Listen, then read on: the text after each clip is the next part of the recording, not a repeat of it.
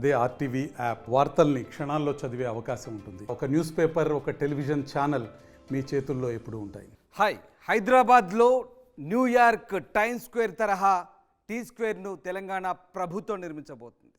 అతిపెద్ద వాణిజ్య ఎంటర్టైన్మెంట్ హబ్ను రాయదుర్గంలో నిర్మించబోతుంది తెలంగాణ ప్రభుత్వం. అచ్చం న్యూయార్క్లోని టైమ్స్ స్క్వేర్ అయితే ఏ రకంగా అతిపెద్ద వాణిజ్య కేంద్రంగా, అతిపెద్ద ట్రేడ్ సెంటర్గా, అలాగే అతిపెద్ద ఎంటర్టైన్మెంట్ హబ్గా ఏ రకంగానైతే ప్రస్తుతం ప్రపంచవ్యాప్త దృష్టిని ఆకర్షిస్తుందో, ఇప్పుడు తెలంగాణలోని రాయదుర్గం వద్ద ప్రభుత్వం నిర్మించి తలపెట్టిన టీ స్క్వేర్ కూడా సరిగ్గా అదే తరహాలో రూపొందించబోతున్నట్టుగా చెప్తుంది ప్రభుత్వం. దీనికి సంబంధించి ఇప్పటికే టెండర్లు కూడా ఆహ్వానించింది. తెలంగాణ ఇండస్ట్రియల్ ఇన్ఫ్రాస్ట్రక్చర్ కార్పొరేషన్ ఆధ్వర్యంలో ఇది నిర్మించి తలపెట్టబోతున్నారు. TGIAC ఆధ్వర్యంలో ఇప్పటికే దీనికి సంబంధించి టెండర్లు ఆహ్వానించారు. బిడ్లు కూడా ఆగస్టు 9 లోపు పూర్తి చేయాలని చెప్తున్నారు. పూర్తిగా ఇదంతా కూడా క్వాలిటీ కమ్ కాస్ట్లీ బేస్డ్ దరఖాస్తును స్వీకరించే విధంగా చెప్తున్నారు. కన్స్ట్రక్షన్ అలాగే ఫైనాన్షియల్ అడ్వైజర్ టైప్లో ఈ బిడ్ స్వీకరించబోతున్నారు. ఓవరాల్గా ఈ టీ స్క్వేర్ ఏదైతే ఉందో, టైమ్స్ స్క్వేర్ను తలదిన్నలా లేకపోయినా అట్లీస్ట్ ఆ తరహాలో కనీసం ఆ స్థాయిలో నిర్మించేందుకు ప్రభుత్వం అయితే ప్రణాళికలు రూపొస్తుంది. దీంతో హైదరాబాద్లో మరొక అంతర్జాతీయ కట్టడం, ఇప్పటికే హైదరాబాద్ అంతర్జాతీయ స్థాయిలో గుర్తింపు పొంది ఈ టీ స్క్వేర్తో మరొక అంతర్జాతీయ తరహా గుర్తింపు వచ్చే అవకాశం ఉంది ఈ కట్టడం ద్వారా. ఒక్కసారి టీ స్క్వేర్ సంబంధించి అసలు ఏం చేయబోతుంది, ప్రభుత్వ ప్లాన్ ఏంటి, ఏ రకంగా నిర్మించబోతుంది ఒకసారి మీకు గ్రాఫిక్స్ రూపంలో చెప్పే ప్రయత్నం చేస్తాను. ఇది నయా న్యూయార్క్గా హైదరాబాద్ మారబోతున్నాడు. అవునని అనిపిస్తుంది. ఎందుకంటే రాయదుర్గంలో టైమ్స్ స్క్వేర్ని తలపించేలా టీ స్క్వేర్ నిర్మించబోతున్నారు. ఇది మీరు ఒకసారి గమనించవచ్చు. ఇది న్యూయార్క్ టైమ్స్ స్క్వేర్ బిల్డింగ్. ఈ టైమ్స్ స్క్వేర్ బిల్డింగ్ తరహాలోనే ఇక్కడ రాయదుర్గంలో కూడా మరొక బిల్డింగ్ని నిర్మించబోతున్నారు. సినిమా ఫంక్షన్లు, అవార్డు కార్యక్రమాలు, సెలబ్రిటీల షోలు, ఇవన్నీ కూడా అక్కడే జరపబోతున్నట్టుగా తెలుస్తుంది. ఎందుకంటే అత్యంత పెద్ద ఎంటర్టైన్మెంట్ హబ్ అయితే ఇప్పటివరకు లేదు.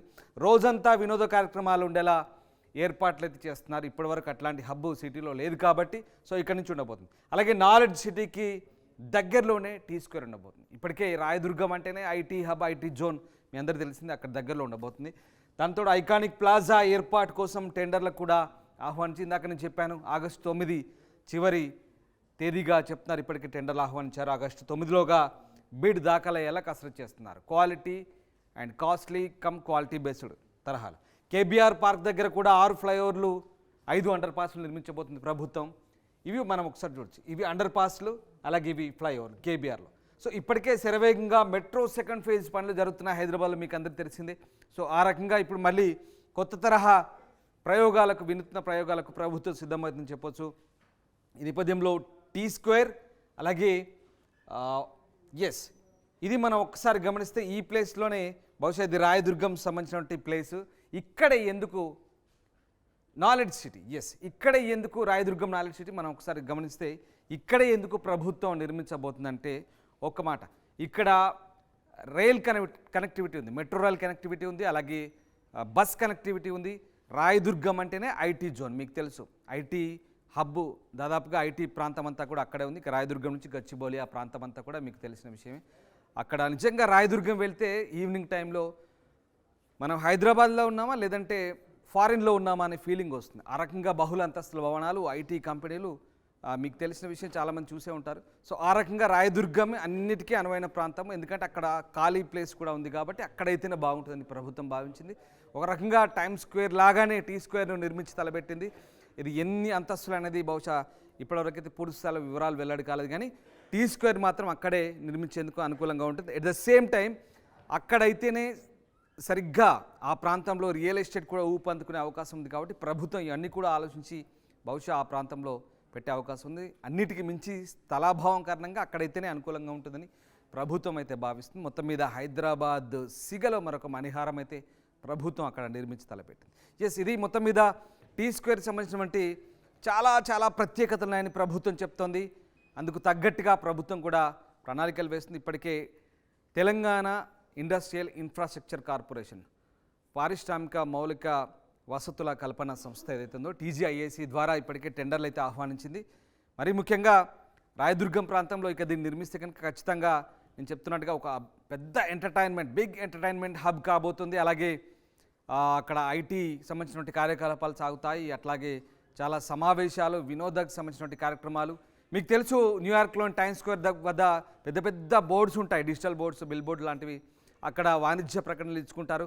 టైమ్స్ స్క్వేర్ దగ్గర ప్రమోషన్స్ కూడా చాలా పెద్ద ఎత్తున మన తెలుగు వాళ్ళు కూడా చాలామంది ఈవెన్ దో బర్త్డే విషెస్ కూడా అక్కడ చెప్పుకుంటుంటారు. టైమ్స్ స్క్వేర్లో ఆ బిల్ బోర్డ్ మీద, డిస్ప్లే మీద వస్తే కనుక అది పెద్ద ప్రిస్టేజియస్గా భావిస్తారు. సో ఆ తరహా ఇక్కడ కూడా ఉండబోతుంది. అలాగే అతిపెద్ద వాణిజ్య కేంద్రం అది అక్కడ టైమ్స్ స్క్వేర్. సో ఇక్కడ కూడా టీ స్క్వేర్ ఆ రకంగానే రూపొందించుకోబోతుందని ప్రభుత్వ వర్గాలు అయితే చెప్తున్నాయి. మొత్తం మీద టీ స్క్వేర్ కనుక ఇక్కడ నిర్మిస్తే బహుశా న్యూయార్క్ టైమ్స్ స్క్వేర్ తర్వాత టీ స్క్వేర్ అంతటి ప్రాచుర్యాన్ని పొందడంలో ఎట్లాంటి అతిశయోక్తి లేదని మనం ఖచ్చితంగా చెప్పే అవకాశం. ఇక నెక్స్ట్ వచ్చేసి మనము కేబీఆర్ పార్క్ దగ్గర నిర్మించి తలపెట్టినటువంటి ఫ్లైఓవర్లు అండర్ పాస్లకు సంబంధించి దాదాపు ఇందాక మనం చెప్పాం.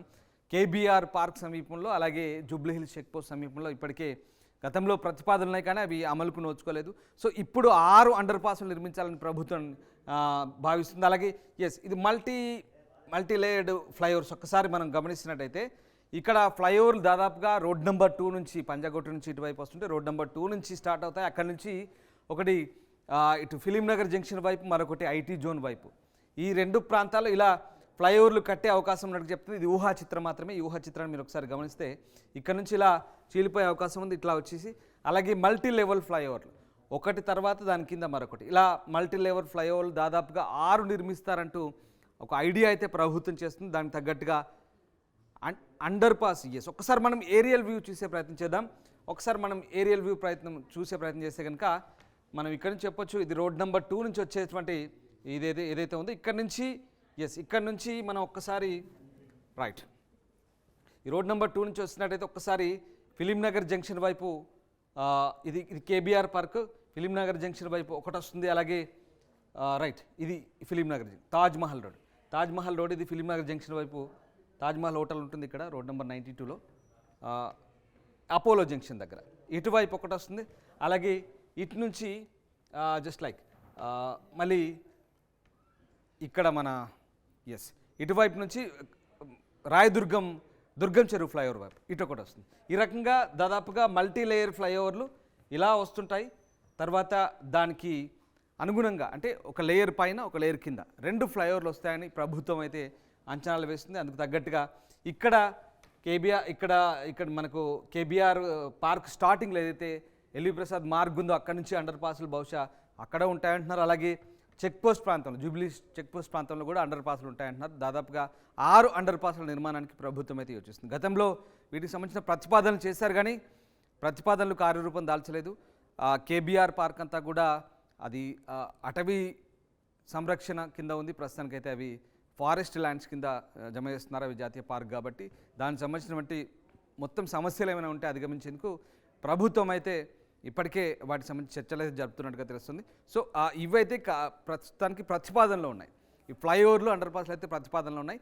టీ స్క్వేర్ మాత్రం ఖచ్చితంగా కార్యరూపం దాల్చే అవకాశం ఉంది. ఎందుకంటే దీనికి సంబంధించి ఆగస్టు 9కే ఇప్పటికే బిడ్స్ దాఖలకు చివరి తేదీగా చెప్తున్నారు. ఒకవేళ టీ స్క్వేర్ అయితే కనుక ఖచ్చితంగా హైదరాబాద్ వెస్ట్ ప్రాంతం ఇప్పటికే తెలుసు, ఐటీ ప్రాంతము మీకు అందరికీ తెలిసిందే. గచ్చిబౌలి ఫైనాన్షియల్ డిస్ట్రిక్ట్, అట్లాగే ఇంకా మిగతా ప్రాంతాలు, రాయదుర్గం నుంచి అటువైపు Mumbai national highway, old Mumbai national highway అటువైపు, అలాగే జూబ్లీ హిల్స్ చెక్ పోస్ట్ నుంచి ఇంకా మాదాపూర్ నుంచి హైటెక్ సిటీ, ఇంకా ఫేజ్ 1 ఫేజ్ 2 మీకు అవన్నీ తెలిసిన విషయం. కొండాపూర్ వరకు దాదాపుగా చాలా ప్రాంతం విస్తరించున్న పరిస్థితి.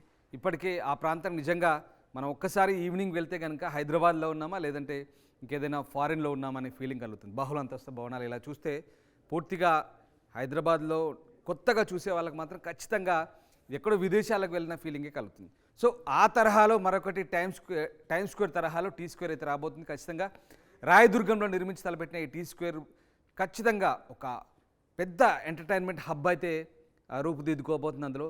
అలాగే ఐటీ సెక్టార్ కూడా అందులో ఉండబోతుంది. రకరకాల సమావేశాలు, విదేశీ అతిథులు వస్తే కనుక, అలాగే ప్రాముఖ్యత సంతరించుకున్నటువంటి సమావేశాలు ఇవన్నీ కూడా అక్కడ చేసేందుకు ప్రభుత్వం అయితే రూపకల్పన చేస్తుంది.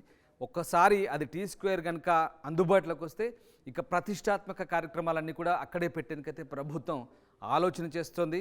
ముఖ్యంగా వాణిజ్యపరంగా ఇది కలిసి వస్తుంది. అలాగే ఆ చుట్టుపక్కల ప్రాంతాల్లో ఇప్పటికే మీకు తెలుసు భారీగా ఆ ఐటీ జోన్లో అసలు భూములు దొరకవు, రియల్ ఎస్టేట్ ఎంత భారీగా ఉంటుందో.